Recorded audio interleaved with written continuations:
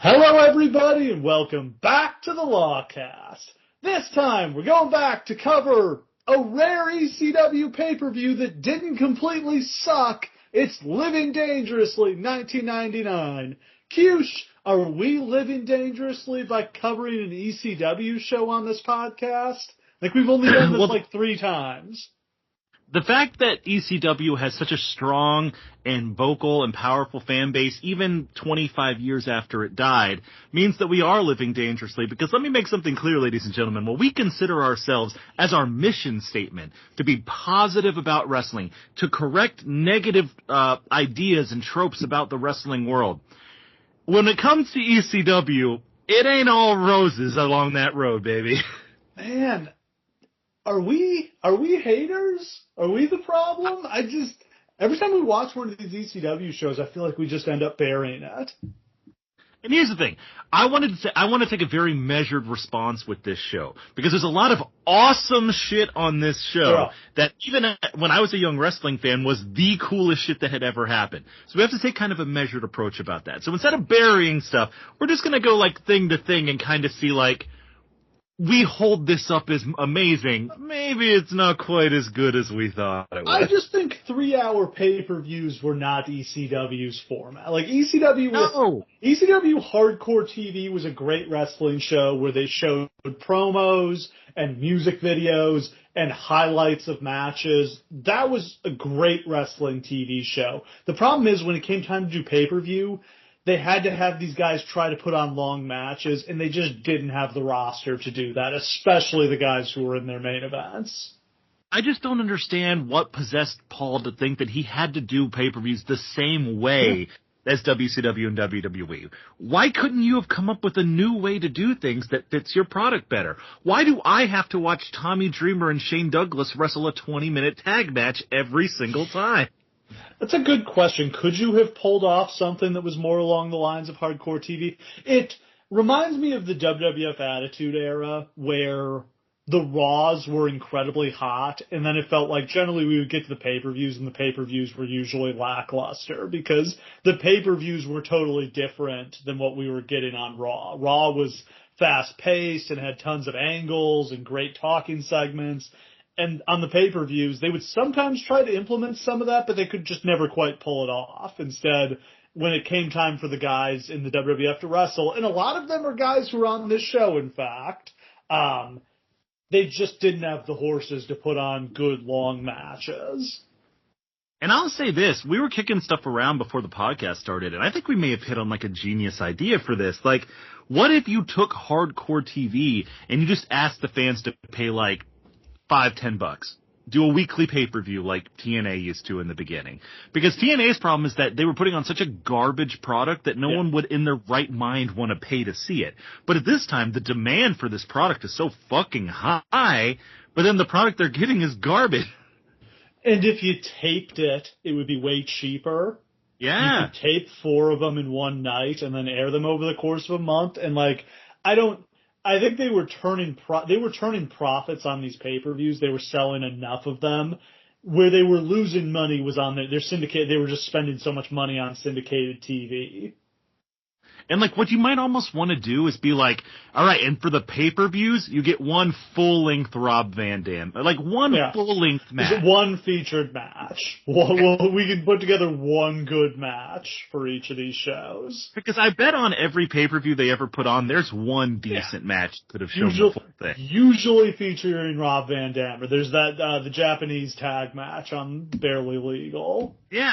But I just mean like, that seems like a good model for me. If you asked me to pay $10 to watch Rob Van Dam wrestle Jerry Lynn for 20 minutes and then like a bunch of clips of like, you get to watch a 2-minute clip of New Jack versus Mustafa, I'd be like, fuck yeah. Because there's 2 minutes worth of cool shit in that match that happened. And then there's 7 other unwatchable minutes. Alright. We'll talk about Living Dangerously in a little bit. But first, we've got some stuff to talk about, starting with John Cena breaking his silence and explaining his actions. Kyush, are you like me? Have you been waiting for this promo for 20 years? I really have. I think in various ways, there's so many times where we were like, this would be a great time for Cena to go heel. And you knew in your mind that Cena also thought that was a good time for him to go heel, and it would pass and we just kind of do a wink and a nod. He'd do one of his little promos on Raw. He'd be like, I could do a heel turn. I remember that, yeah. Because he knew and we knew. But here it's finally the moment. And my God, did he blow me away with the quality of what he put out here. This was different than I always imagined. I always imagined we would get, like, shit-talking John Cena, but what I love about this is this is not cool heel John Cena. This John Cena is just a dickhead. This is the John Cena we all hate.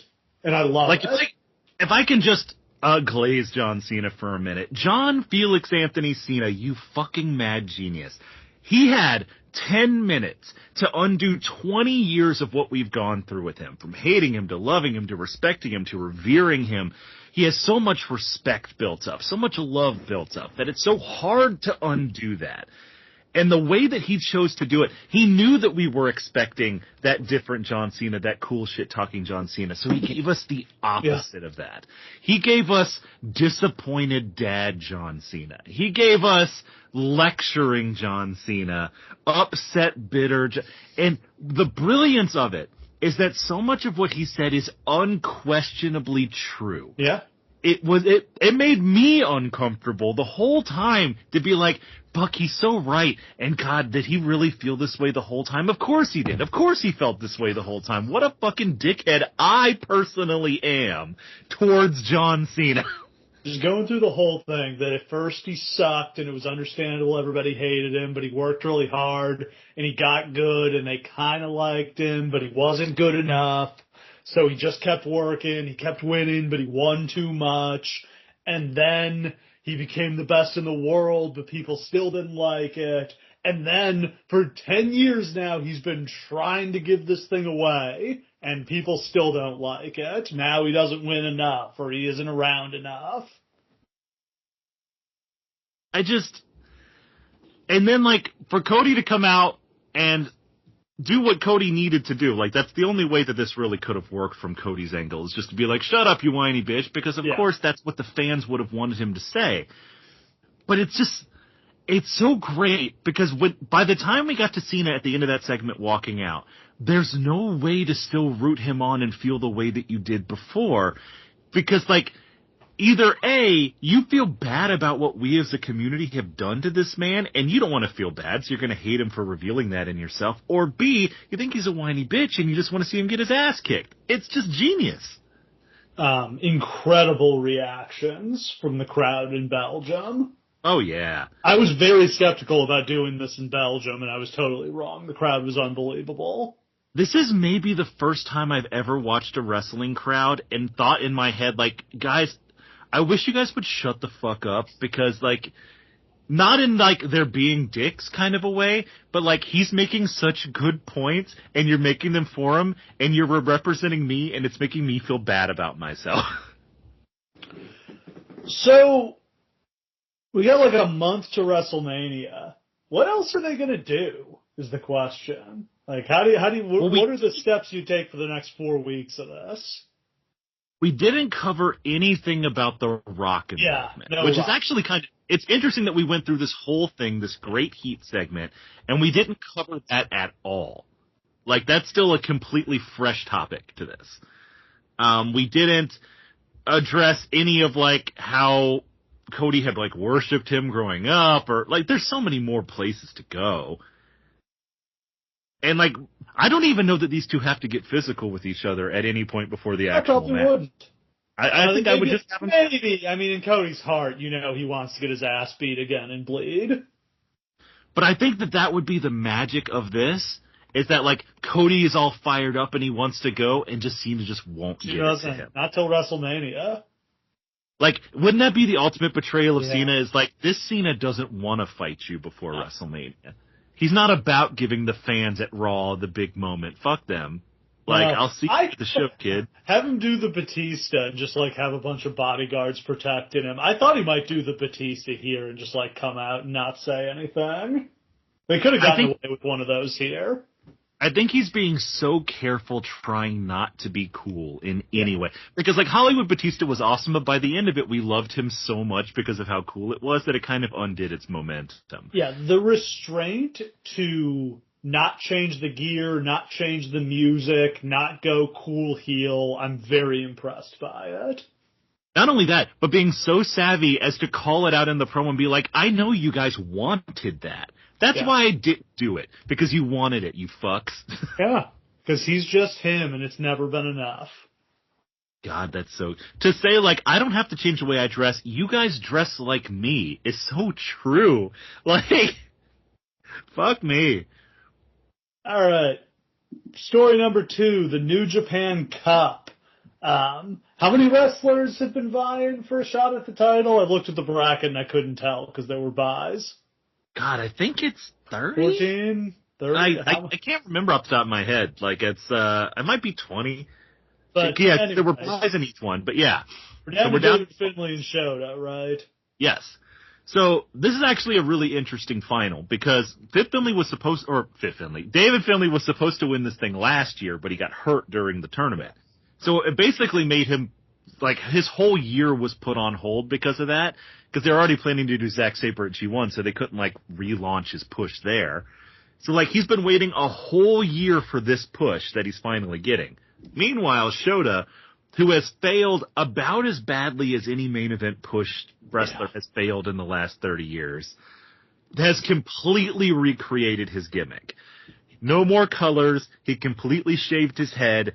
He's almost more like, you remember like, Jinsei Shinzaki, Hakushi in WWE without the tattoos? He's almost doing like a quiet, like rage kind of thing.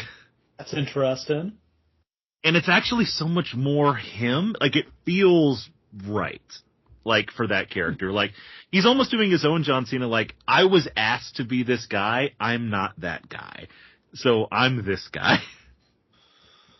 So, I would assume from the outside that Finlay's going to win this thing and maybe beat Goto for the title. Is it time? It would be stunned if he didn't beat Goto for the title, because, like, Goto is the definition of a transitional champion.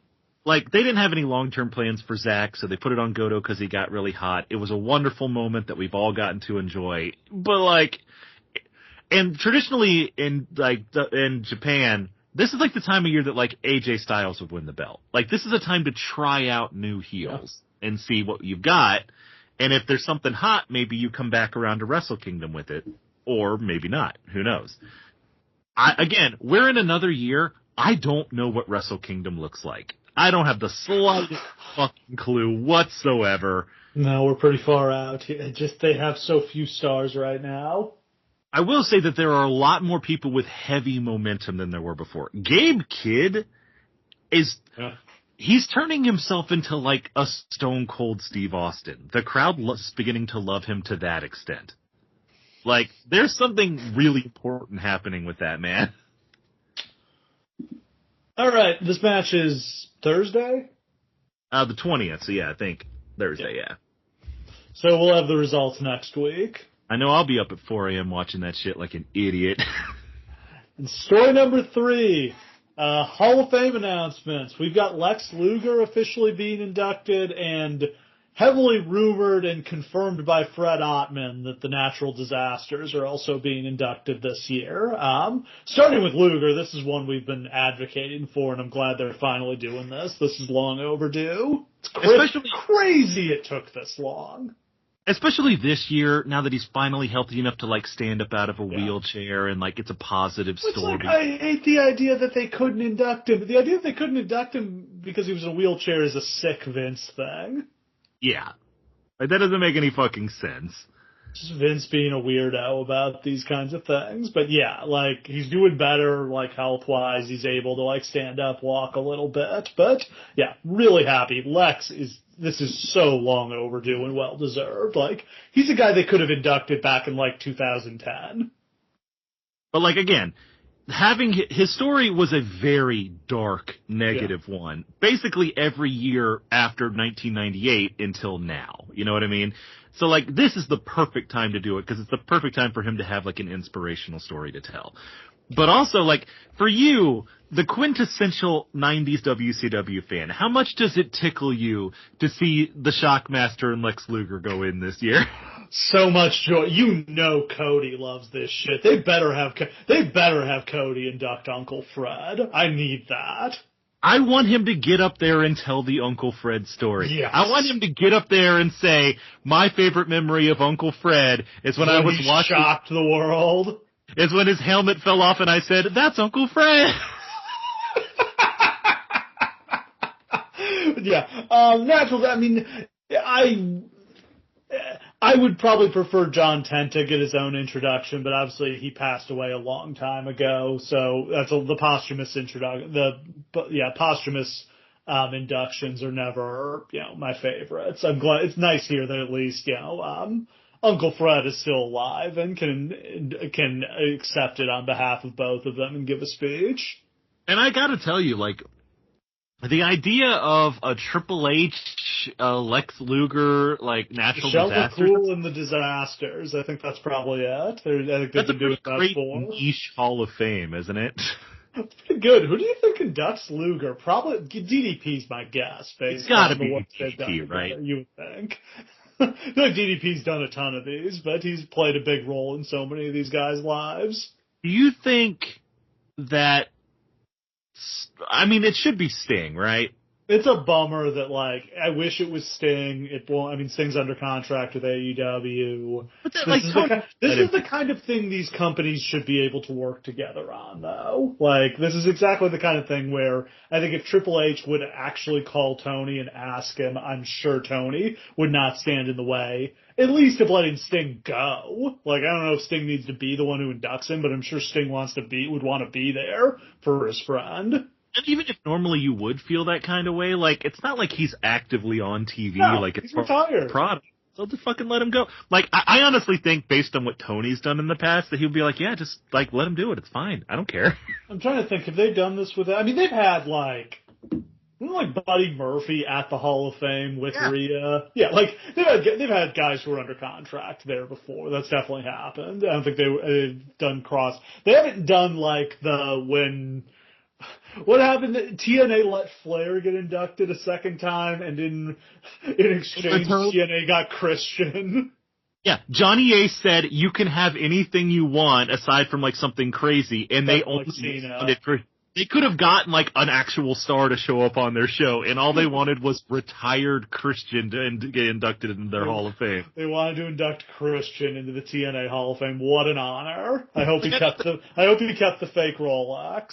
I don't think that they could have gotten, like, Cena to wrestle or something, but I bet you they could have gotten, like, I don't know, like, whoever Ziggler.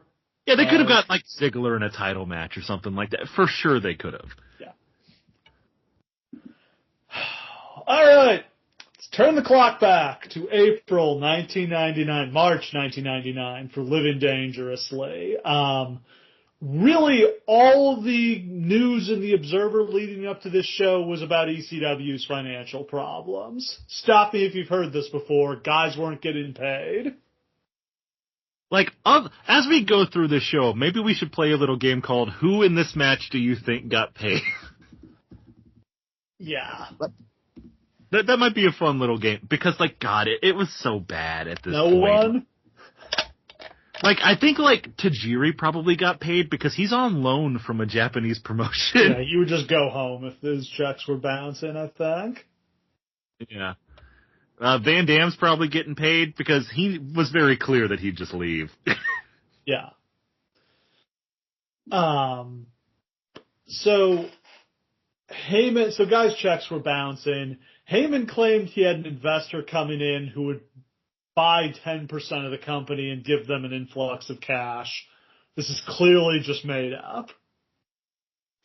Doesn't it seem weird that he probably could have gotten an investor at some point, right? So this company, I mean, like, Vince just gave him money. I don't even know if it was loans. Vince just floated him cash. But yeah, like, if you were a businessman, I'd look at this company and be like, yeah, the fan interest is here. Like, they need some cash to upgrade their production, but like, we could make this work. Even if it was like, I don't want my name on this because this is a ridiculously risky product, but like, yeah, I'll secretly float you $100,000 every month, and then you give me some of the profits. Perfect guy for the job, Jerry Jarrett. That's a good point. Like, they needed Heyman was a creative genius, but he was an awful businessman, and he needed a businessman to come in and help him with that side of the business. The idea of Paul Heyman and Jerry Jarrett doing an odd couple in ECW. Okay, and here's the other thing about that. You could sell the rights to a reality show about that and make some extra money. Because I would watch that. Those guys hanging out. You know what? It would have been so great for Jerry, because it would have been the first time ever that he gave payouts to guys and they were grateful. Because it's like, well, it's only $20, but I was getting nothing before. I mean, it basically reminds me of Jerry and Russo having to work together in TNA. I don't know how much they actually overlapped. It's a fair point. A week later, it was reported that Heyman had secured a $750,000 loan against future paper revenue. Basically, the money that they had grossed, but the money hadn't come in from the pay-per-view checks yet. But, like, the interest rate on that is going to be crazy. Even though it's guaranteed money they have, ECW is not a good creditor. And I guarantee you Paul didn't have good personal credit. The loan was probably secured against his parents' house or whatever. I think he did that later. And here's the thing, too, is like Paul, I think, was usually pretty savvy about a lot of things, but he wasn't smart enough to realize that when the pay-per-view companies realized that his business was failing, and if they just held on to the money, they would never have to give it to him, he was never going to see a dime of that money. And shouldn't he have called his friend Vince McMahon about that? Like, that's the thing. You know, who swings a big bat with the pay-per-view companies is Vince. Yeah.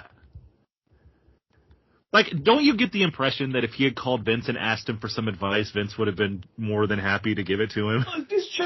Vince hates the fucking pay-per-view companies. He thinks there's leeches. There's a good shot Vince would have just gotten on the phone with him and be like, yeah, you need to get Paul his money or you're not going to get my pay-per-views anymore.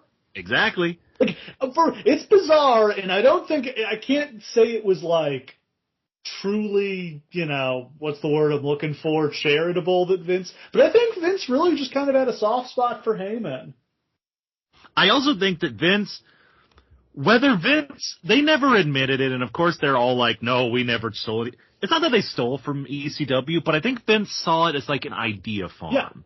Like, he may well have, for all we know, maybe Paul would have talked about this, but like, it wouldn't shock me if Vince called Paul for booking advice once in a while. I could see that.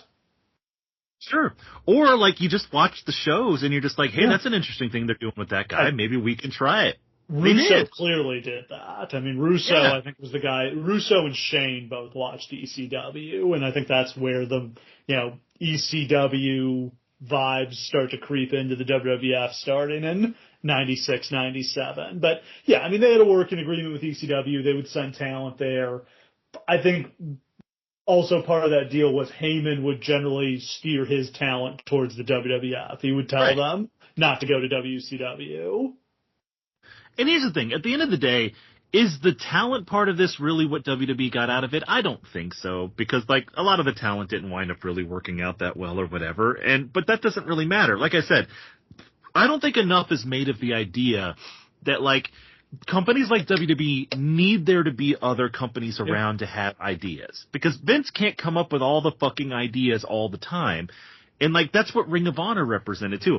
In that case, they did produce a lot of viable talent, but also they just produced a style that the wrestling fans of the world wanted to see, and then when WWE incorporated it, it helped.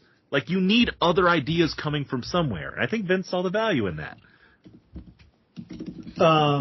So they lost a bunch of TV deals because they were bouncing checks to the TV stations. Boston, Chicago, Atlanta, Buffalo, and Pittsburgh. Those are some pretty big markets to be losing. Yeah, that is a shame. And at the end of the day, like, I don't know what kind of money they were grossing. Obviously, they weren't making a ton of money live because there's only like 200 people there or whatever. But they were touring pretty aggressively during this period, like all over the country. they were, and like, they were selling out the very small venues they would run. They would run, 1,000-seat buildings, and they'd pack them. They could have made more money running venues that were a little bigger, but they wouldn't have sold them out. And it was just kind of the Heyman mentality that he'd rather sell out the small buildings than, not fill a bigger one, even if he, sold more tickets than the bigger ones. I understand that. I think the problem is they don't have a TV deal, so they're having to buy syndicated TV. They're spending like thousands of dollars per week times dozens of markets to buy TV time. And it's just such a money drain that even though their business is expanding, they're selling a healthy amount of pay-per-views, they're just not making enough money. It's like, imagine AEW if they didn't have TV rights. They'd be broke. Yeah, this is what I'm saying. This is why I really feel like... well, pay-per-view model's intriguing. Like, if you just remove the expense of having to pay that, the expense of, drop an hour from what you're buying from the pay-per-view providers, I'm just saying, it just feel like maybe it wouldn't have worked. I don't know. It's a more sophisticated model than I think people would have been ready for at the time, and the internet didn't exist and all this other shit. But, what they were doing never would have worked. This is not a viable company model that could have ever succeeded in the long term.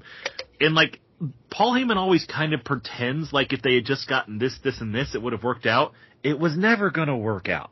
ECW was never meant... It grew too big to sustain itself. You see companies do this all the time. Yeah, I just don't think in order to get on national TV, they had to tone down the product and take away the stuff that was cool about it. Yeah. At the end of the day, there just wasn't really any way it was going to work.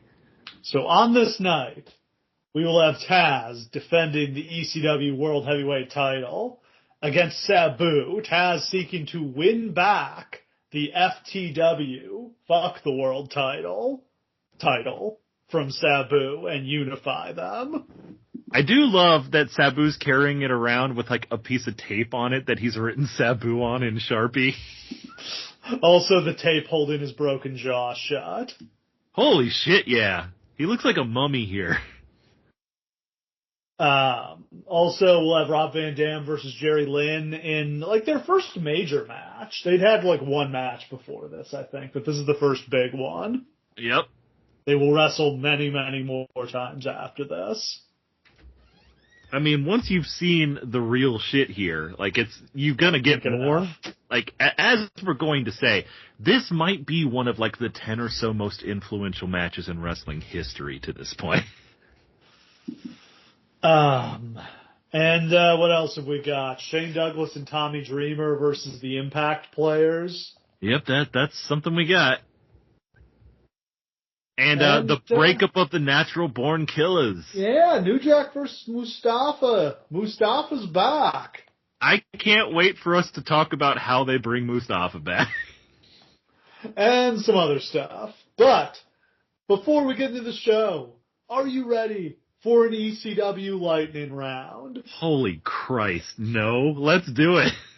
Heyman was reportedly concerned about widespread use of the drug Nubane. Are you familiar with Nubane? I'm not. What the fuck is Nubane? No. Man, this is scary when you're talking about some drugs you've never heard. A drug that was bad enough that Heyman was worried about it is really saying something. Obviously there were a bunch of drugs that people were doing at the time, but it was given for surgical anesthesia. That's some heavy shit. Oh, Christ. What? Okay. Jason Knight broke his neck taking a powerbomb from Chris Chetty. Two names that if you put them in front of me, I could not identify which of those two people is which. ECW had an army of Johnny Swinger, just an army of these generic dudes. Danny Doring. They had a school that functionally turned out 30 guys, but none of them ever did anything. None of them had the res. Big Dick Dudley and John Cronus were both fired. God, again, what did you have to do to get fired from ECW? They kill somebody? I don't remember what John Cronus does. I know that there was like some controversy around his getting fired. I couldn't for the life of me think of what Big Dick Dudley did. He's a guy who brought a gun to the arena. It just says he left ECW in early '99. It does not say why on Wikipedia, so I have no idea. Sabu broke his jaw and taped it shut to continue the match, which Taz will reference in his promos tonight. Yeah, if you're watching the show and you're like, wow, that's an interesting gimmick with Sabu having his jaw taped up. Nope, that's just the reality. And finally, the Hammer. Meltzer shot down rumors of a Taz versus Sid main event for an upcoming pay-per-view. Okay, but why didn't we get that? Because if you put Taz next to Sid, Taz would never be able to show his face in that arena again. Sid is a full foot taller than Taz. That would be fucking hilarious. But it would really put Taz over when he choked Sid's ass out. Okay, so you brought this up when we were chatting about this show, why is Sid not the champion? And I think a really good thing to remember about this is I don't think Sid would have agreed to do any jobs here. Probably not. No, didn't he put over I think he put over Spike Dudley. Did he really? I think I have a memory of seeing Spike pin him with the acid drop. Maybe this is Mandela effect.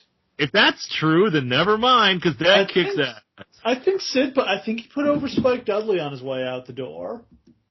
Yeah, but I mean, that's when he leaves not long out. He goes to WCW a month or two after this, so. Yeah, we're going to get to Sid later, because Sid's whole deal here is something that I'm just in love with.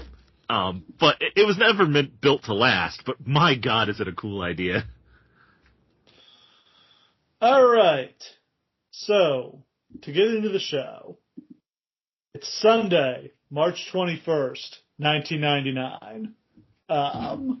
We are at the Asbury Park Convention Hall in Asbury Park, New Jersey. Yes, the hometown of Bam Bam Bigelow. This is a reasonably nice venue. It's a lot better. It's not as good as Hammerstein, which I don't think they had started running yet, but it's a lot better than the Bingo Hall. There's almost 4,000 people there, 3,900 people for a $100,000 gate and $28,000 in merch sales.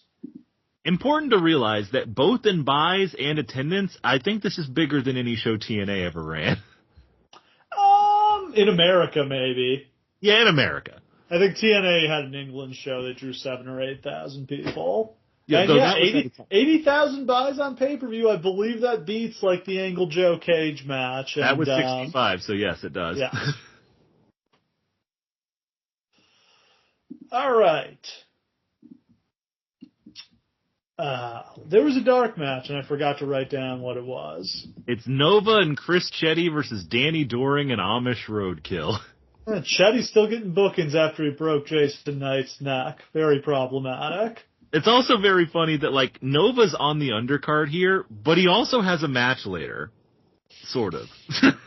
Sort of. Sort of. Oh, and on commentary, it's just Joey Styles going solo. We're still in solo Joey Styles era. As well it should be. You're not a big Cyrus the Virus or Joel Gertner fan? I've never heard any of Cyrus's commentary because I've never watched any ECW show later than this one. Joel Gertner is a zit on the face of humanity. The quintessential stud muffin. Joel. Every word that's ever left his mouth, both in the ring and in real life, was a waste of the breath that created it. We start the pay-per-view by cutting straight into Taz being interviewed as he arrives at the building. He says he busted Sabu's jaw last month and he's going after the jaw tonight. He says no other champion in the business can beat him, including Ric Flair, Steve Austin, Hogan, Rock, Mankind. He'll choke any of them out. Ends with a beat me if you can, survive if I let you. Great promo. Just killer stuff. This is a great promo, and I had to go and look because I was like, was Ric Flair really the world champion here? But he had just beaten Hogan in the barbed wire steel cage first blood match. Damn right. So, yeah. And if you're asking that question, could Taz whoop the ass of 50-year-old Sure Ric could. Flair? Sure could. Then we go to Joey Styles in the ring to introduce the show. He says there's no crooked judges, no predetermined draws, and Don King is not welcome in the building. I looked this up. This is a reference to the Evander Holyfield versus Lennox Lewis fight that had ended in a dubious draw the weekend before this. It's kind of funny to go back to this time. Like, boxing now is so unbelievably corrupt and shitty. But if you were around in the 90s, you don't have any idea, like, how bad it was for a little while. We're like, The other difference is people actually cared about it back then. Now nobody really watches boxing. like, that's why everyone stopped watching boxing, is because it became, like, a joke how corrupt it was. At least in wrestling, we're up front that this stuff is rigged. Yeah. I honestly think that the Tyson Holyfield fight might have been the last real main event pay-per-view fight in the history of boxing. I mean, Mayweather had some big ones. Mayweather-Pacquiao, Mayweather-McGregor was fake. He made them fake all on his own by being the best defensive fighter of all time, so he just never got hit, ever. Then they roll the classic ECW intro. Love this. Love that. And the show peaked here. I'm kidding. Don't hate me. Opening match, Super Crazy versus Yoshihiro Tajiri. This is fascinating. This is baby Tajiri. He doesn't have his karate pants yet. He's still on loan from Michinoku Pro at this point. Like this is still the same like working agreement that brought in like Dick Togo and like Taka Michinoku and all of those guys like previously. So this is really interesting. He's like a hot young talent at this point. The fans genuinely like him. Like, he has made a really interesting impression already. I gotta love these kicks. How can you not get into a guy who throws kicks like this? It's funny because this is a time where, like, was there anybody doing anything like this in mainstream wrestling? Who throws kicks? Shawn Michaels had the Sweet Chin music that wouldn't get him a yellow belt at the YMCA. Yeah. Like Glacier would throw a shitty spin kick. Ernest the Cat Miller could throw some badass kicks. But every time Tajiri like throws like what we would now think of as like a pretty basic Tajiri kick, the crowd's like, holy shit. Well, and like he's the first guy to discover that slapping your thigh is awesome. Like, is he the most influential wrestler of the 21st century because he really brought slapping the thigh to the forefront? Man, I remember being a kid, the first time he threw one of those kicks, and it sounded like a shotgun blast. It's something that still works for me to this day. Like, I know some people hate the thigh slapping, but my mind never connects that sound to, like, fakey fake bullshit. I'm always just like, wow, what a kick! And that's the great thing about the karate pants, is he'd wear, like, the plastic ones, like Shawn Michaels would, which are great because they make the amazing slap noise when you hit them.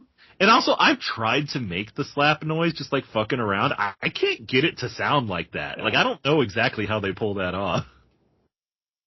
They've already had a series of matches. This is billed as the match that will decide their feud. Spoiler, this is nowhere near the last time these guys will wrestle each other. These two and like Little Guido sometimes and like would wrestle each other basically in the opening match to every pay-per-view from now on. Tajiri throws Crazy out to the floor and he does a flip plancha over the turnbuckle and then an Asai moonsault. Alright, we're cooking 2 minutes.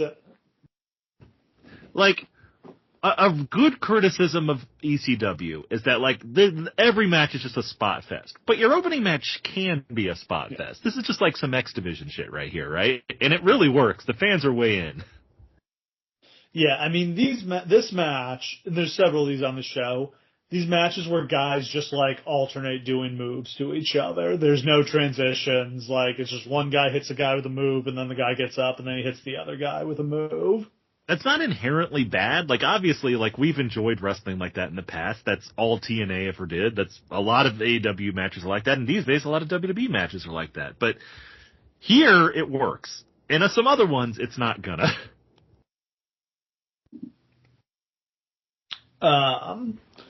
Crazy comes back with a moonsault out onto the ramp. This is one of those ramps that adjoins the ring, which we always love. And then Crazy does a head scissor off the ropes onto the ramp. God, he's just so fucking cool. I love Super Crazy. Back in the ring, Crazy hits a moonsault for 2. He goes for another moonsault, but Tajiri blasts him with a kick to the chest on the way down. Yeah. Crazy gets up and he hits a power bomb. They do a bunch of pinfall reversals, and Crazy gets the 1, 2, 3. I mean, it was fun. It was sloppy. It was a true spot fest, and I enjoyed it. I make no apologies. Absolutely. It's funny to look back on this, too, because Super Crazy was just supposed to be another random Mexican import that would only be here for a little while. The fact that he really establishes himself as like a mainstay in this promotion, he's really the only luchador who does. Yeah. Same with Tajiri. I think he would have been awesome in WCW. Would have loved him in the WWE Cruiserweight division. They could have used more cruiserweights with personality. He is the only luchador, other than Rey Mysterio, who during that 2000s, 2010s period comes in, gets over, and works. Because everywhere he goes, he just got over. Like, he has so much charisma, and he's so much fun to watch in the ring. Absolutely. We go backstage to Rob Van Dam, Sabu, and Bill Alfonso. Van Dam teases he's going to go after Sabu's world title after Sabu beats Taz. He's going to have all 5 belts. This is such a fun promo because, like, Sabu never talks. But every time they say, like, Bill Alfonso will be like, yeah, Sabu's jaw's pretty bad. He's not 100%. Sabu looks at him. I mean, he is 100%. Van Dam would be like, yeah, this show's all about me and my TV title. Sabu looks at him. I mean, it's all about Sabu. But the final line Van Dam says where he's just like, and then we'll have to see how I can carry 5 titles and my partner at the same time. And then Sabu just attacks him. This is good comedy. And then we come back to Steve Corino in the ring. He says he wants someone to come out and fight him.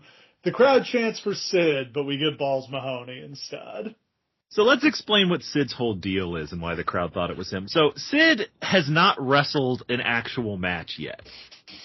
Sid's whole deal is, at some point during the show, and not at every show, just randomly, including some random, like house shows and shit, Sid will come out, or somewhat Judge Jeff Jones, will wheel out a stretcher, at which point Sid will come out and powerbomb everyone in the ring. Yeah, like some heel will be talking shit or some stupid thing will be happening and Sid will come out and kill them. It's the 911 roll. It's literally the 911 roll.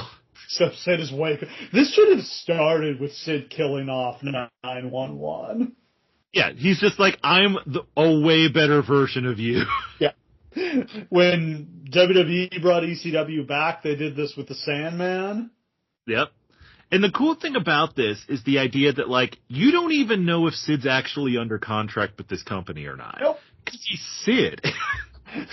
Isn't the story they would literally have him, like, change in his car and, like, sit there across the street and then just send somebody out to tell him it was time? And literally he would just, like, run into the building. The wrestlers would be like, what? Sid? And then he'd go out, stick some guys, and then bail. And even the wrestlers were like, is he supposed to be here? Does he work here? Is he just showing up? Like, I guess dudes are selling for him, so it's probably part of the show. But, like, I would sell for Sid because I'd be afraid if I didn't, he'd kick my ass for real. And that's the thing. If you're at work for ECW at this point, and I'm sure that Heyman keeps secrets like a motherfucker, if, like, in the middle of your match, Sid just showed up and tried to powerbomb you, wouldn't you just go along with it, assuming that that was what was supposed to happen? It would be an honor. I damn sure wouldn't fight it, because he's Sid. So it's Steve Corino versus Balls Mahoney.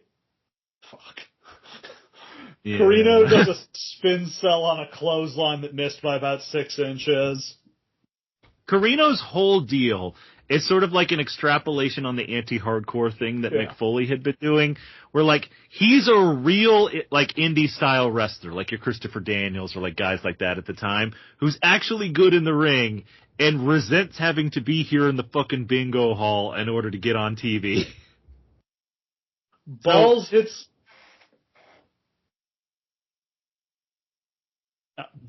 a huge frog splash. He goes for a leg drop, but he misses, and Carino hits him with a kick. Carino gets a chair, but instead of using it, he sets it up and sits down on it to put Balls in a chin lock. I genuinely laughed at this. Like, he tries 3 times, I hit him like this. No, I hit him like this. I never used a chair before. Fuck. And then he just sits down on it and puts on a headlock. And the crowd genuinely laughs. It's a good moment. Then Balls gets the chair, blasts Carino with it, and pins him. I think Carino lost 20 matches in a row to start because he just refused to be hardcore. And then eventually he got hardcore and started carving people up. They play a video recapping the Mustafa New Jack issue. Someone paid the Dudleys to take out New Jack, and it turns out it was Mustafa. So this is what confused me though. So in order to explain Public Enemy leaving to go to, I think, WWE this time, they explained that the Dudley Boys were paid by somebody to murder them and get them out of the company. And then somebody paid the Dudley Boys to do it to a referee or something like that. And then somebody paid them to do it to New Jack. But then it's revealed that Mustafa's the one who paid him to do it to New Jack. Did he also pay for the other ones? Where did Mustafa get all this money? I think, okay, this might be another Mandela effect, but I feel like canonically they explained he had robbed a bank. Jesus Christ. I think I remember that. I love that. All right. Then we get Little Guido versus Antifaz del Norte. Can't tell you much about Antifaz del Norte. I usually love to be the guy with the obscure knowledge of Mexican and Japanese wrestlers, but guys, this motherfucker doesn't even have a Wikipedia page. Looked on his cage match page, it seemed like he had a long run in Mexico, but barely ever wrestled in America. He's a pretty generic dude here. This is perfectly fine. I do want to give it up to, the FBI presentation with, Little Guido riding out on Big Guido's shoulders is so fucking cool. There's been a split within the family, right? Tommy Rich and Tracy Smothers have split with Guido, and Little Guido and Big Guido and Big Sal. Yep, that's right. Should never go against the family. This is the final pay-per-view appearance for Tracy Smothers in this company. I don't know what he does after this he would need to leave. No, me neither. Nice corkscrew plancha to the floor by Antifaz. Yeah. I mean, obviously he's very talented. Crowd shit on this match. Loud, boring chants. And here's the thing. I don't want to say that they never appreciated good wrestling in ACW, but if it's good wrestling that isn't, visually impressive, they do take a hearty, cheerful dump on it. I mean, we did one of the shows that had one of the classic Guerrero-Malenko matches, and I felt like the crowd was sitting on their hands the whole time. It is fun.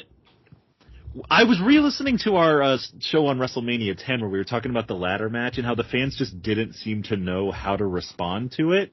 And I think maybe it's kind of like that, where these are some bloodthirsty, story-heavy motherfuckers, and then you present them that, and it's like putting on ballet. In fact, it's like that famous Zack Sabre Jr. Saying, where he's just putting on technical wrestling for American fans is like trying to teach ballet to a dog. Yeah. Big Sal hits Antifaz with a power slam through a table on the floor, then Guido gets the win with a Boston Crab. I don't know, it was okay, nothing special. How do you think these shows would even exist if there weren't tables everywhere? How would these guys they'd lose half their offense. How would you even have a climax to a match if it weren't for tables? Tracy Smothers shows up and punches out Guido, and Big Sal runs him and Tommy Rich off. I do love Tommy Rich having this second half to his career, because all the times that we've seen him in 1991 WCW shows have been man, what a washed up piece of garbage. He's the guy. Here he is still getting a paycheck. All right, next up, the big match for the ECW TV title. Rob Van Dam defends against Jerry Lynn. First major match between these two. They wrestled on one show back in August '98, but this is the first one of any significance. Before we really get into this, I have a simple question for you. What the fuck were they waiting for with Rob Van Dam? I feel like Heyman had this long-term vision where Van Dam was going to hold the TV title for so long it was going to become as prestigious as the world title, and then he was going to beat the world champion. But I don't know when that was finally. Maybe that was finally supposed to be like in 2000? But did he genuinely think that he was just going to have all of these guys forever? Because the biggest match you can do is Rob Van Dam versus Taz. Yeah. And they don't ever They get do there. it. They run on it. They think they have more time than they do. Taz gets frustrated with not getting paid and leaves for the WWF in the fall. Yeah. You know you're paying Van Dam and he's not going to leave because he doesn't really want to go work for the other places because they won't let him smoke weed 24 hours a day. Yeah. So you have a fairly secure hold on Van Dam. And the other places will want him whether you're putting him in the main event or not, so you might as well just do it. But, like, this idea of keeping him at the TV title level forever really just costs you a lot of main events you could have drawn some money on. He's the guy. Yeah. Him and Sid. But It's so obvious. Like, this is by such a wide margin the coolest person they have. When they did that match with RVD and Bigelow, it's just like, yeah, this is the shit we should be getting. RVD versus Big Stars. So I don't know if this is the most legendary of their matches, but they did a lot. I mean, they did a lot of the same stuff in all their matches. Also, this is the one that leaked onto Kazaa after the pay-per-view went up. So, legendary stuff. I don't think this is the match they showed on the first episode of ECW on TNN, because I remember that match had a spot where Lynn did a sunset flip power bomb off the apron through a table. I think that was a later match. I think that's the one from Hardcore Heaven, I think. So they do the classic thing where they do lots of reversals and flips, and then they stop and pose so the crowd can clap for them. This was one of those matches where, like, again, I gotta put myself back in the shoes of me in 1999. This was the first thing outside of WWF I had ever seen. I really didn't even know that ECW or WCW existed at the time. This was just, like, labeled cool wrestling shit on, like, Kazaa. And then you download it, hope it wasn't a virus, and then it would just be, like, Rob Van Dam doing things. That's, like, one of the big ways a lot of people got exposed to this. I saw, like, a 5-second, grimy gif of him doing the Van Terminator that I think I watched 150,000 times. I saw clips from this match. That's just how you found out about the shit back then. There was no YouTube. I wasn't a tape trader when I was 13. So, like, this match had such legendary status in all of our minds. And so, for example, this chain wrestling sequence, I think, has lived rent-free in my head for, like, 30 fucking years. This was my model of what a good match was. Yeah. To do stuff like this. Van Dam does the splits to avoid a clothesline, and Lynn hits him with a leg drop to the back of the head. That was fucking cool. This whole match is just going to be a lot of us being like, man, that's fucking cool. That's cool as shit. Clothesline to the floor. Lynn does a somersault off the apron onto RVD, and then an Asai moonsault over the guardrail. I love how casually people jump into the crowd on this show. Well, really throughout ECW they do this. Can you imagine another promotion that could ever do the Spike Dudley thing where you just chuck a guy into the crowd? The crowd's like, yeah, we'll body surf this. We'll catch him and he'll surf, yeah. This human weapon that you've thrown at us. Van Dam goes to springboard over the top rope, but he gets drop kicked down onto the guardrail. Yeah. They fight on the floor. Van Dam does a plancha off the guardrail into the crowd. Then he does the spinning leg drop off the railing. Van Dam goes for a monkey flip. Lynn moves. He jumps up and power bombs him off the second rope. Hell yeah. Okay. Like, and I'm sure these are spots that they all set up in the back and whatever, but these feel like off-the-cuff counters in a way that again, put yourself back in 1999. Never seen anything like this. Like, maybe you would see, like, Steven Regal do, like, some chain wrestling on Nitro, but you never saw, like, athletic, cool reversals and shit like this. I mean, look, I gotta give credit to, like, the WCW Cruiserweights. We saw Rey Mysterio reverse Splash Mountain into a Hurricane Rana. They're not as big as these guys. Yeah, and also, there's a certain level of artifice with lucha, like, stuff that, like, it's, like, here's for show. Oop, I'm winding up for my big counter. Ho-ho! Yeah. Whereas this is like, they're trying to make it look like it hurts at the same time that they're doing this cool shit. And that's a little different. Lynn reverses a Northern Lights suplex into a reverse DDT, then he ducks the Van Daminator, hits Van Dam with a leg drop onto the chair. Killing him with those leg drops. And the Van Dam's whole gimmick up to this point is that he's so athletic, he's always one step ahead of other people. So, like, that's Lynn's whole gimmick, is that, like, he's one step ahead of Van Dam. Lynn wrestled the Lightning Kid. He's ready for this shit.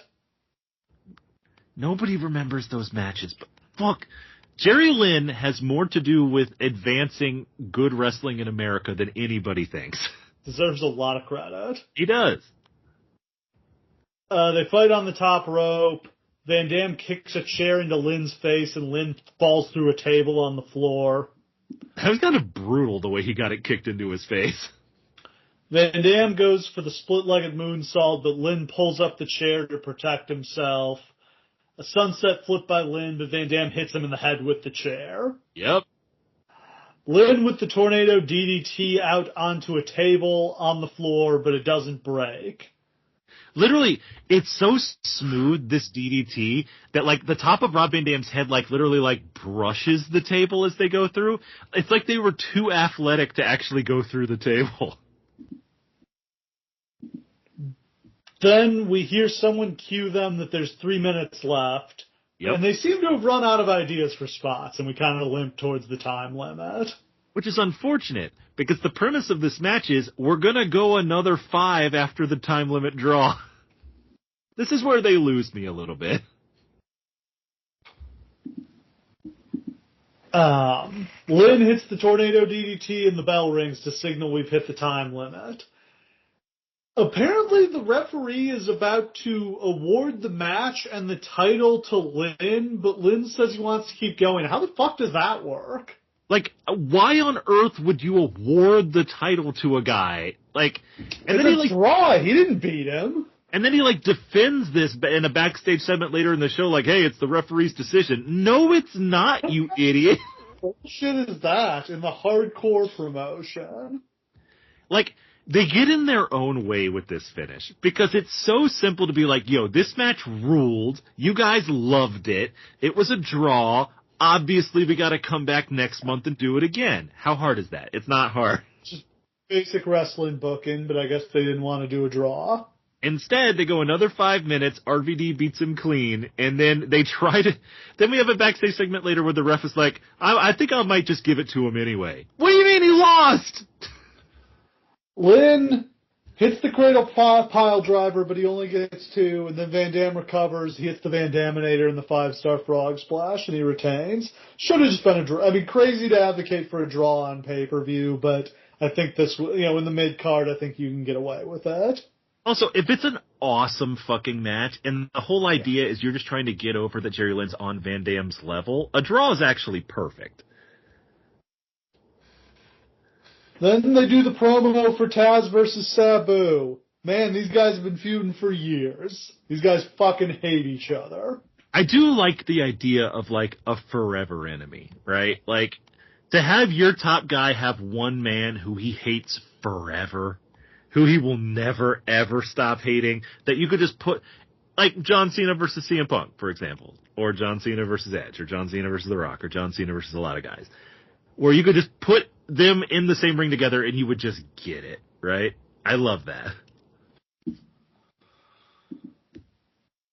They recap a segment from earlier. I don't know what earlier is, but with porn, and I guess this was before the show, porn actress Jasmine St. Clair was talking trash in the ring before she got jumped by Francine, and then Francine hit Lance right in the balls. Sure did. And then we get New Jack versus Mustafa. Can you believe there were lots of weapons shots here?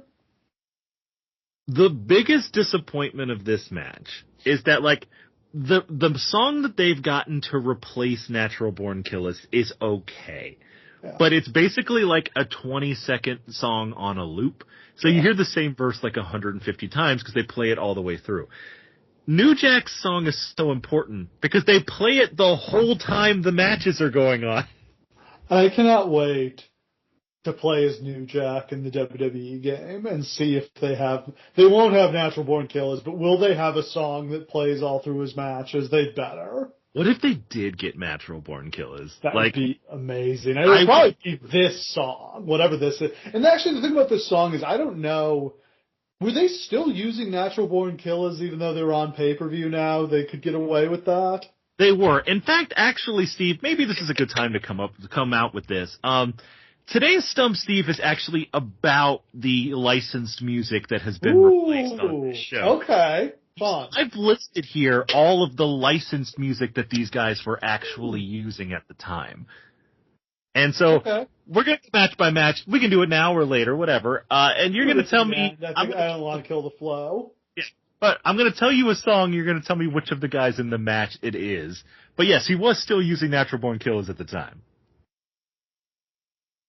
So yeah, they all hit each other with stuff. They use a keyboard, a baking sheet, a bucket. New Jack uses a guitar. The body of it flies off, and a fan throws it back to him so he can smash it over Mustafa's head. I do again, this crowd is good in it's bad in a lot of ways, but it's good in the way that, like, they understand their part in the show. Like, a lot of crowds, like, somebody would be like, oh, I'm taking this shit home. But they're like, no, I gotta throw this back to New Jack so we can do that cool shit. They fight out into the crowd. New Jack tapes Mustafa to a table, climbs up the balcony, and jumps off it to splash him through the table. Oh, shit. This is the best quality splashes he ever did. Yeah. This thing's like 20 feet up. He sticks it. It looks he hits him like straight up with his chest and bounces off, so it's like the easiest way you could ever take this bump. And it looks awesome. And then security has to drag both of them back to the ring where New Jack covers Mustafa for the pin. Why wasn't this just Falls Count Anywhere? Why wasn't every ECW match Falls Count Anywhere? I guess they had to get him back to the ring for this next part. I mean, yeah, I guess that's true. Well, the Dudley Boys show up and they beat up New Jack, wouldn't you know? Yep. And then they challenge anyone from the back to come fight them. They do one of those classic Dudley Boys say a bunch of really offensive shit. Racist, homophobic shit, yeah. We're going to get to it in a moment, but, like, when the person who comes out, and Bubba Ray Dudley calls him the F word to his face. Yeah. I shit my pants. I was like, the balls on you. Spike Dudley comes out with Nova, who is dressed as a blue cane. I love the idea that there already was a blue cane. Before our current environment where blue cane and cocaine and all the other canes, Nova was the original blue cane. Bubba throws Spike all the way from the ring into the crowd. The fans catch him and they surf him like all the way through the arena. My favorite thing about this is always the fact that, like, the fans never want to give him back. So, like, there would be, like, 10 minutes of, like, the guy in the ring just waiting. Like, he's surfing around in the background as Nova's getting the shit kicked out of him. Nova.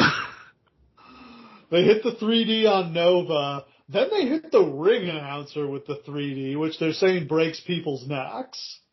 And the ring announcer is gone for the rest of the night. Like, he's selling it. Bubba gets on the mic, talks some more shit. After an eternity, Judge Jeff Jones comes out with a stretcher and introduces Sid. Yeah, at first when he came out with the stretcher, I'm like, what the fuck is this? And then, like, luckily, like, Joey Styles is like, oh my god, that means Sid is coming, and then I started getting real hyped. They double team Sid, but he comes back, choke slams both of them. He power bombs Devon. He puts him on the stretcher. Spike finally returns. He hits the acid drop on Bubba, and he pins him. And then Sid turns on Spike and power bombs him off the ramp through a table. That devious, dastardly Sid. Everything Sid does here is so great for me. Just like painting a word picture. When he comes out to no music, the crowd they know he's coming. They explode. They like start yelling, "Who's the man?" Like he gets down there, like he does some brief selling for the Dudley Boys, which is pretty nice of him because he really doesn't have to do that. Kicks everyone's ass, and then like Spike like pats him on the shoulder, and then everyone in the crowd goes, "Oh!" It's just so beautiful. This is the perfect distillation of Sid.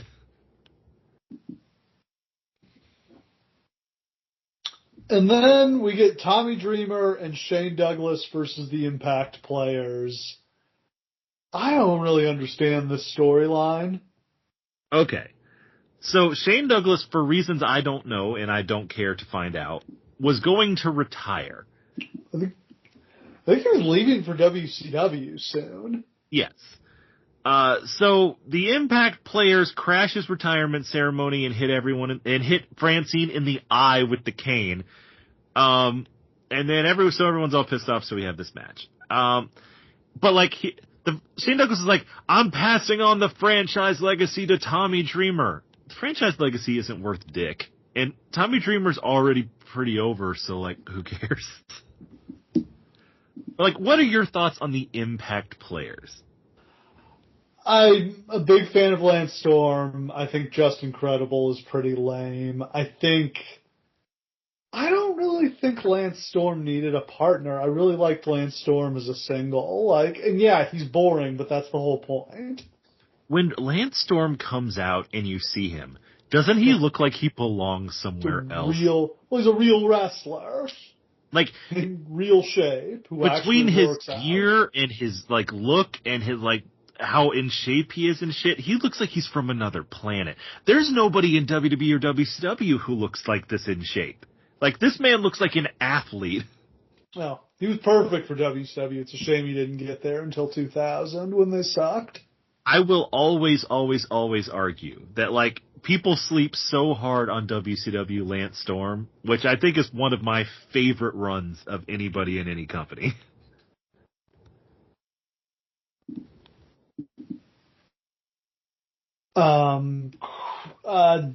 Douglas has clearly been dealing with injuries. He's like 20 pounds overweight here. Yeah, he's not looking good, man. Meltzer compared him to Dusty Rhodes in the late 80s, which those are fighting words when we talk about Shane Douglas. It's so mean. It's like the worst thing Meltzer can compare you to is the other thing. Yep. The match just goes on and on. Douglas didn't look good. Dreamer is not cut out for these longer matches, and Credible and Storm really aren't over enough to be in this big a spot. I've gone out of my way throughout the course of this show so far to not bury anybody. Oh. I think I would hope that everyone here will agree that I've been extremely positive and I enjoyed a lot of this show, most of it even. Can we all just sit on the fact that Tommy Dreamer fucking sucks for a minute? That everything he does looks bad, that he looks bad, that he's never had a good match in his whole fucking career. Is Tommy Dreamer the worst wrestler of all time? So this is a good question. Okay. No, but I think he is the worst wrestler who got the most matches. Does that make sense? That's what I'm gonna say. Is like if you did this value over replacement. Yeah. For the spots he was put in, how bad he was, how little he contributed. Like, think about, like, baseball, for example. Like, there's a lot of pitchers who go out there and they give up 20 runs their first time and they never get to pitch again. They get sent down to the minors. But then there's pitchers who have like a 5 ERA their whole career, and they just sneak by for 30 years. That's Tommy Dreamer. This Quarterbacks who motherfucker. get to play a ton and just stink it up like Joey Harrington. This is what I'm saying. The backup quarterback, like, the fact that, like, God, what's that guy, Zach Wilson, is going to be in this league for the next 20 years. He fucking sucks, but they'll never let him leave. There's no pop on the hot tags. Finally, there's a pop when Francine and Beulah do a cat fight. Yeah, what I learned from watching this, Francine is such a star. Meltzer didn't like Francine. He said she was an inferior replacement for Beulah. Is that who she was replacing? Yeah. I mean, okay, look, like Beulah was fun. Like, there's a lot of the women in ECW are such like better performers than men are so often. That's the hottest take. That the women are the best part of ECW. Think about it. Every great moment you remember from ECW, don't they all involve women? They tend to. I mean, like, and I'm not saying all the women were incredible performers, but like, for some reason, they get to be characters and the men do not. Credible goes to hit Douglas with his Singapore cane, but Francine stops him, kicks him in the head, and Douglas hits the Pittsburgh plunge to put us out of our misery. Thank God. Yep. This match, look, this is the only match on this show I'm going to say this about. This match fucking sucked. Like, if you put this match on in front of me and I didn't know it was coming, I would literally resent you for, like, at least a week. This is terrible. And a match exactly like this was on every fucking ECW pay-per-view. Don Callis debuts as Cyrus the Virus, and he helps Storm and Credible beat up Douglas and Dreamer. Oh, this was the debut? I think so. Wow. The Jackal no more. I really do like that Cyrus character. I didn't get to see a lot of it, but like just as a concept, I love the idea of like the TV censor gone mad with power. Yeah, like Palmer Cannon. Yeah. That's a deep cut for our new listeners. Rob Van Dam then does a horrible promo saying he wants more matches against Lynn.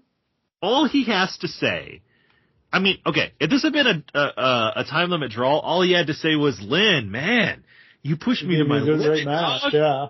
I gotta give you a rematch. Like, I gotta know that I'm better than you. No one's ever pushed me like that. You're gonna see an even better Rob Van Dam, so bring your fucking A game at Hardcore Heaven. Instead, he's like, well, I mean, I beat your ass, but, I guess you did pretty okay. So, yeah, I mean, I guess, if you challenge me, I might say yes. What?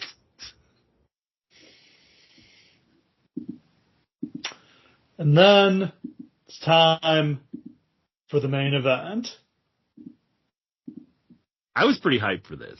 Sabu versus Taz. I mean, the greatest is Raven Dreamer is probably the greatest rivalry in ECW history, but this is probably second. I think I would go so far as to say that that's the best story they ever told, but this is the best rivalry. Does that make sense? Like, this is like a sporting fight, big fight feel rivalry. Maybe the only one they ever really produced. Sabu's got his jaw taped up because Taz busted it. Taz gets on the mic and says he wants it to be a Falls Count Anywhere match. That doesn't actually come into play, right? They do. I mean, they fight outside, but I don't remember any pin attempts outside. That's weird. They actually wrestle each other for the first 2 minutes. That was different.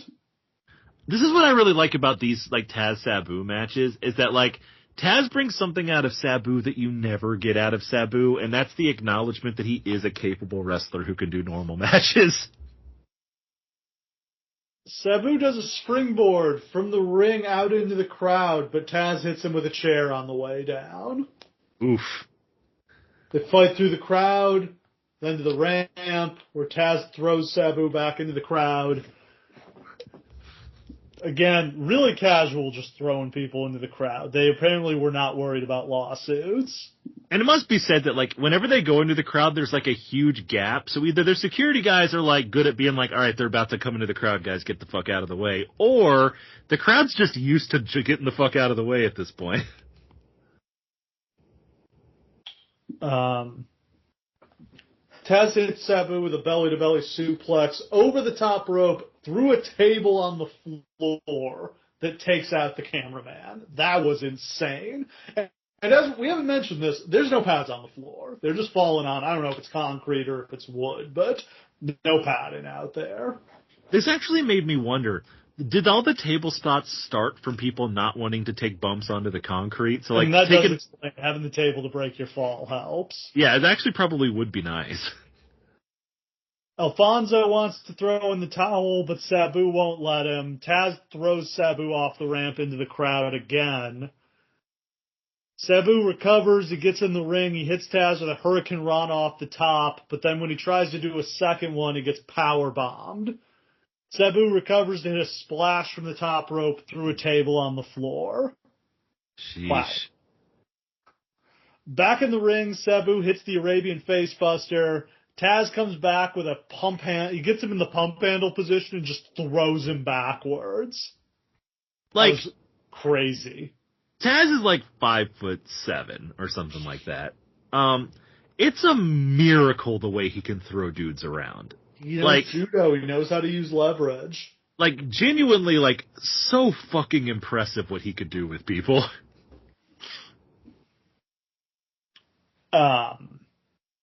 Sabu hits the Arabian Facebuster. I said that already. Taz does a Tazplex. Sabu comes back with the triple jump leg drop. And then Taz does another Tazplex, this one off the top rope. Fuck. Sets up a table in the corner.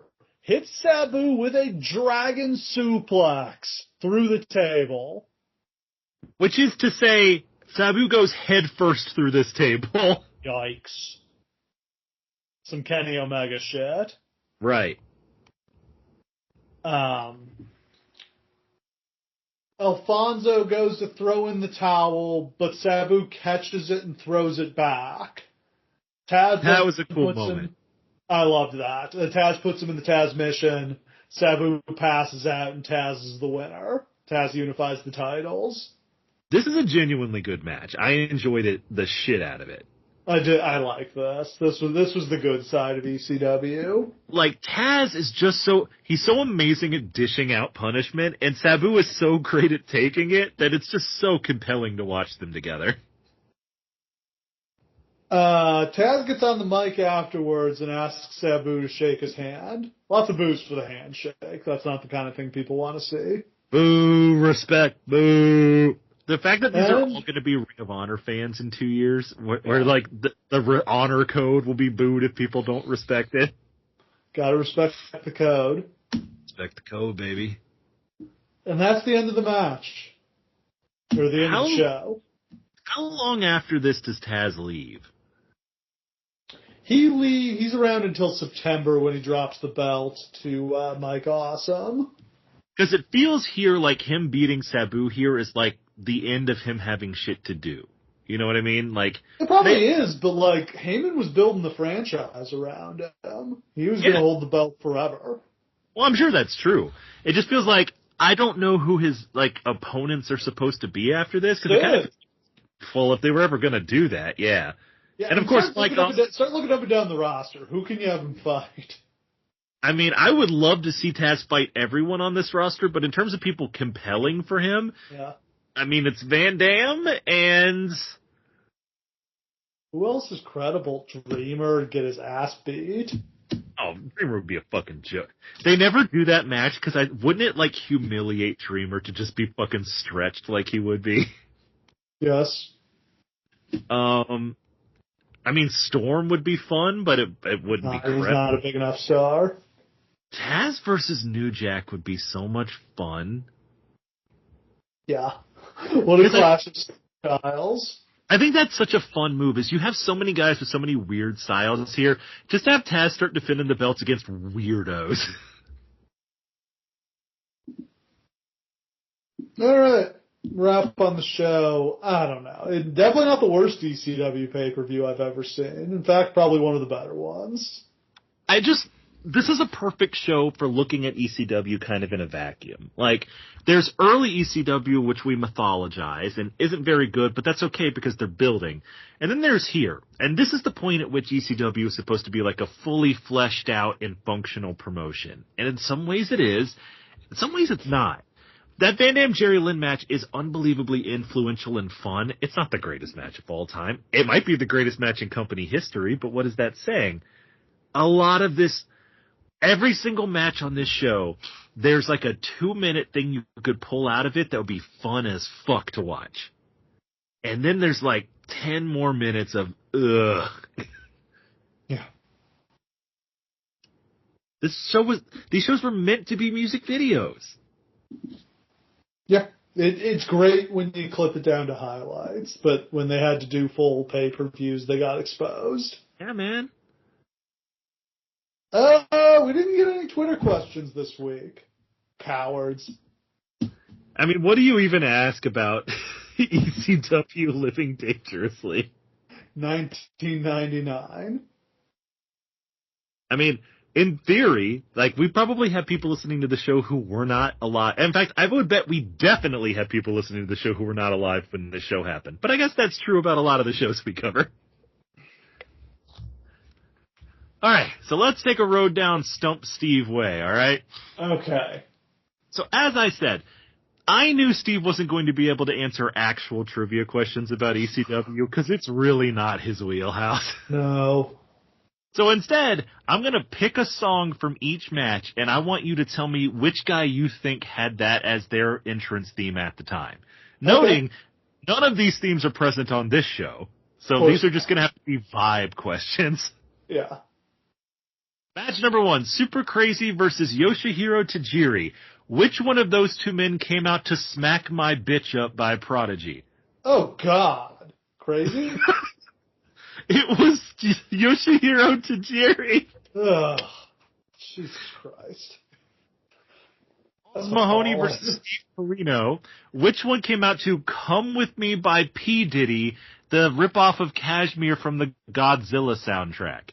And that's got to be Corino, because Balls came out to Big Balls by AC/DC. That is correct, yes. Actually, by this point, a lot of these guys have other bands cover the main song. Yeah. So actually, this is Big Balls by Boner. Sure. Yeah. Jesus Christ. Little Guido versus Antifaz del Norte. Which one of these guys came out to Stayin' Alive by In Trance? Oh, that's the FBI's music, right? That's correct, yes. Yeah. Obviously, this next one's too easy because you know exactly what Rob Van Dam's coming out to. Respect. Walk. So at this point, it is not the Pantera version; it's the Kilgore version. But Jerry Lynn is coming out to Scapegoat by Fear Factory. So, I don't know. There's the loophole that you can just have a different band cover the song. Yep. And give it to you for free. That's correct. Get out of jail free card. Obviously, you know what New Jack was coming out to at this time. What was Mustafa coming out to at this time? You guessed it. Also Natural Born Killers. I love that. Okay, now, Sid did not have music. And the Dudleys and Spike both came out to the same song, so that one's not fun either. So I'll just tell you. Highway to Hell by AC/DC? That is correct. Highway to Hell by AC/DC. Now, in the next match, though, let's see. I got all of them written down. I know Dreamer and Douglas' music. Douglas came out to Perfect Strangers. Dreamer came out to Man in the Box. Unless they've changed by this point. At this point, Dreamer is not coming out to Man in a Box. So between the Impact players and Dreamer, who is coming out to Thunder Kiss 65 by White Zombie? Say Dreamer. It's Dreamer. Snap Your Fingers, Snap Your Neck by Grinspoon. The Impact players. I knew somebody had that, and I couldn't remember who. Like, for everybody I didn't know, I was going to say Snap Your Fingers, Snap Your Neck, because I knew somebody came out to it. That was actually Credible's theme, so they came out to it here. I don't remember what Storm's music was. There were a couple of different ones. He came out to a White Zombie song for a long time, but I don't know if he was doing it here. I did like 2.5 hours of research on this, trying my best to determine if that's the music they were coming out to here, or just on the indies, or earlier in their time. If you guys are at home and you watch ECW and you think that I'm wrong, I don't care. Please, God, don't tell me I don't care. And then Taz... at this point, he was coming out to the Survive If I Let You War Machine knockoff, right? Which is a bummer because War Machine by Kiss is maybe the best music anyone's ever come out. The Survive If I Let You is just the same riff. It just has him saying Survive If I Let You instead of actual words. But yeah, War Machine by Kiss is a perfect wrestling entrance theme with that opening riff. There's such an art on the indies to picking the right song to actually express a personality to your character through it, and it's one that people don't do a good job at. I would guess 99.8% of indie wrestlers have shit theme music that doesn't work. But every once in a while you get a War Machine and it just clicks. And it really helps if it's something with a fast start.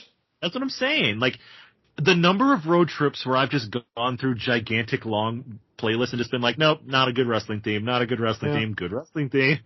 I'm embarrassed to say that it's pretty much every road trip I've ever been on. What's a song you've never heard used as a wrestling theme that you think would be a perfect one? Oh, God, there's so many. I honestly think that people don't think outside the box enough about this stuff, too. Like, I think... Scott Hall coming out to the Bee Gees. This is what I'm saying. Like, the vibe you're creating, it doesn't have to be some, like, big rock guitar riff. It doesn't have to be, like, a certain kind of song. You're just trying to catch a particular vibe that goes with your character. So I'm not sure I could pick one off the top of my head, but I would argue that you could create a character where almost any song ever recorded could work as a wrestling theme. What was Sabu's music? Did he just have that instrumental, the boom, boom, boom, that great instrumental, or did he have like real music? At this point, he's coming out to a song called "Little Crazy" by Fight, but I have no idea what that is. So yeah, the song he had in WWE was awesome, and they just dub it in for these old shows. Yeah, just that boom, boom, yeah, yeah, perfect thing. Yeah, yeah. I mean, that's another thing that hurt ECW when they had to go national is they had to change all the guys' music. And these shows on the network, on Peacock, just don't capture the feeling of the original shows because they don't have the music, and the crowd reactions are weird because of it. That's really the thing that, are you really watching a New Jack match if Natural Born Killers isn't playing in the background? Are you really watching a match if Enter Sandman isn't playing? No, you're not. The entrance was the whole thing with Sandman. All right. What are we doing next? I think it's WrestleMania time. I think we gotta go. Okay, so we gotta have a debate about this though, because that's the structure that we've created. So you put a poll up on Twitter actually about which generation we should sort of cover. And shockingly, yeah. Now, I have a theory for why people said Ruthless Aggression. I think it's because of the John Cena tie-in. Those are really the John Cena years, and maybe people want to hear about the John Cena WrestleManias before his last WrestleMania. I mean, that is timely. It really is. And, those are an interesting collection of years that, interesting and bad. Yeah, that's the thing. They all suck. They're very bad wrestling. One is really good. The other ones from that era, not good. And also, if you want to cover John Cena, I don't think those are the years. It was never his show is the thing. When you start thinking about the history of John Cena and WrestleMania, it's mostly weird stuff. He would always have his best matches and feuds not at WrestleMania. They would get to WrestleMania and they just wouldn't have anything for him. If you want to cover the John Cena WrestleMania experience, I do think 21 to 26 is a really interesting period for him where he's unquestionably the top guy, but stuff's just weird. Frequently being left out of the main events. I mean, he does get the one with Michaels, and he does get the one with Triple H. And Michaels, he gets back to back, yeah. But then 24, 25, 26, not in the main event, even though he's the top guy. And because of that, I think both of us agree that, that's not the right era for this. I'm sorry. That's why he very specifically put under that poll, this is not a contractually binding, vote. I'm just curious. So we whittled it down to the tied for second place two, which are the Hogan era ones, which is 1 to 4 or something like that. 4 would be the ones. I mean, we redid 5 as part of the Mega Power season, and we redid 7 and 8 as part of the Titan Gate season. So we could do 1 to 4. And the other version is Attitude Era, which would be 13 to 17. Yeah. And it's hard to argue against Attitude Era, because we haven't covered any of that in forever, and those shows kick ass and suck at the same time. It's really no in between.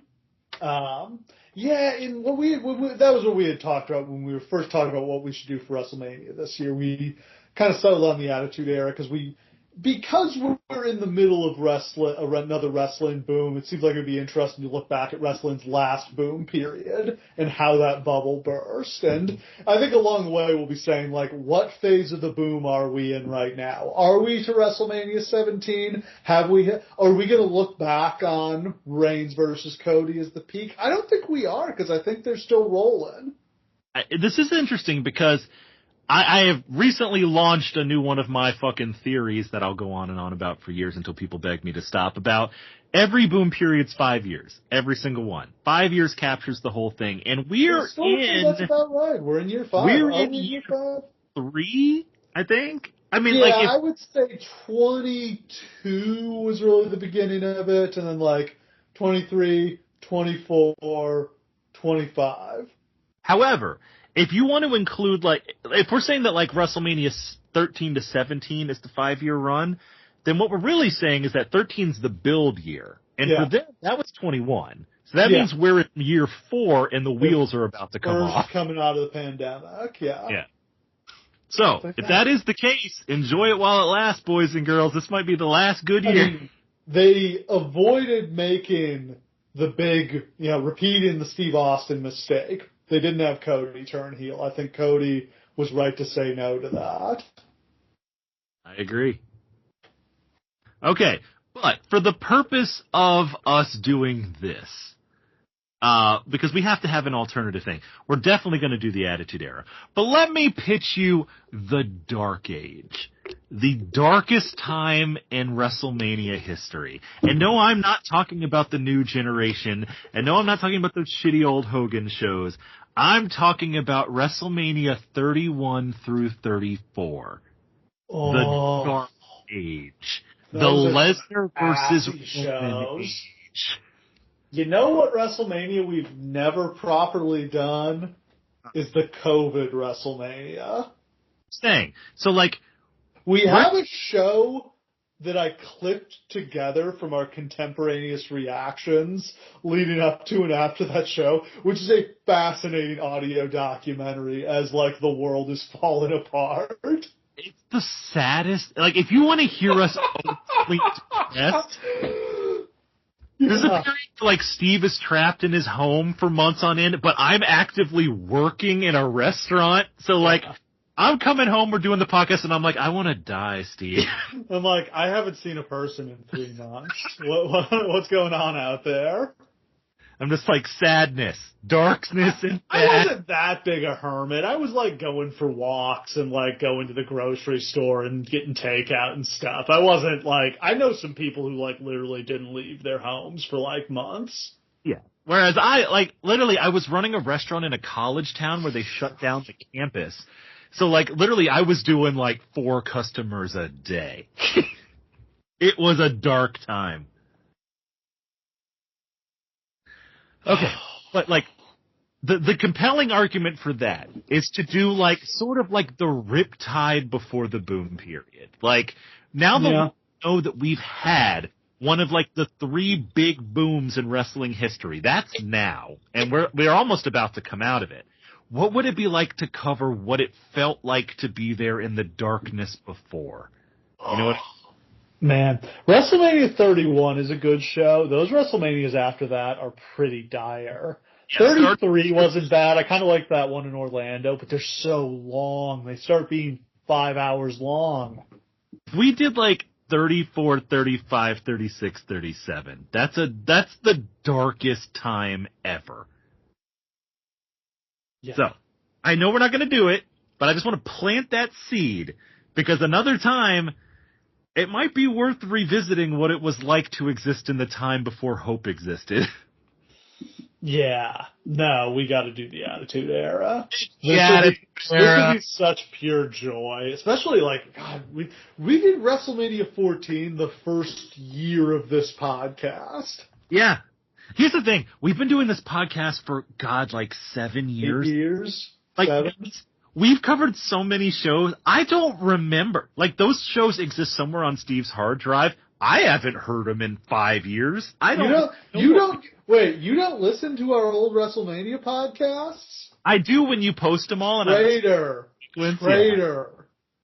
I listen to them when you post them, but there's stuff that we did that first year that I'm like, I don't fucking know. Some of the old, I don't like reposting the shows from the first year too. The audio quality's bad. Our show wasn't very good back then. Now, when we listen to shows and we you listen to the old ones and we don't have the modern wrap up and the lightning round and Stump Steve, that all came after our break that we did, which was halfway through our podcast. The lightning round in Stump Steve really changed the game. It's just not the same without it. Yeah. There's one thing that I do miss, and the reason it stopped is because it took so fucking long for Steve to do it. But every once in a while you'll get those sound stingers. The cold opens. That was great, actually. Yeah, but it was such a pain in the ass to do. Because he'd have to go in and clip the sound out of one 30-second spot in the show and then insert. Oh, it's just a pain in the ass. But God, those are super cool. I get excited anytime I turn one on, and it's one of those. Exactly. Okay, enough glazing ourselves here. So we're doing Attitude Era next week, and that means after watching a bunch of weird shit in a row, a bunch of terrible shows. Actually, it's been a month of pretty terrible shows. We get to watch Hart Austin next week, guys. I'm ready. WrestleMania 13. Heat. Yeah. Let's go. Headlined by maybe the worst WrestleMania main event of all time. Ooh, that's a fun game to play. I don't think it is. Oh, we'll talk about that next week. Yeah. Hart Austin, Sid Undertaker, Nation LOD Street Fight, Rocky Maivia versus the Sultan, Owen and Bulldog against Vader and Mankind, I think. I think so. Goldust versus Hunter Hearst Helmsley. It's a hell of a show. And fatal four-way tag match with the new Blackjacks. It's a show that kicks ass and totally sucks. And it's a one-match show. But it might be the greatest match of all time. It's a match that changes the course of wrestling history. So yeah. Oh boy. We'll have all that and more next time on the Lawcast. Thanks for listening. We'll see you again next time.